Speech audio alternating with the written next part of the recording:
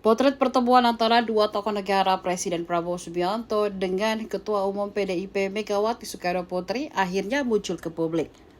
Meski sempat dinilai pertemuan ini seolah disembunyikan karena berlangsung di kediaman pribadi Megawati Teguh Umar, namun Ketua Umum Partai Gerindra Sufmi Dasko Ahmad kemudian membenarkan.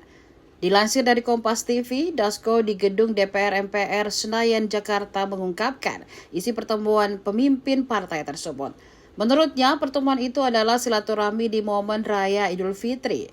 Dasko mengatakan pertemuan berlangsung hangat dan penuh keakraban dan lebih banyak terjadi empat mata. Sesekali terdengar Prabowo dan Megawati kerap saling tertawa dalam pertemuan tersebut.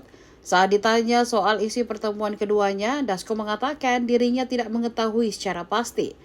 Tetapi yang memastikan keduanya membicarakan bagaimana masa depan Indonesia dan kebersamaan membangun ke depan. Dasko mengatakan pertemuan itu didampingi oleh Menteri Luar Negeri Sugiono, Ahmad Muzani, Prasetyo Hadi, Letkol Teddy, hingga Budi Gunawan dan beberapa yang lain.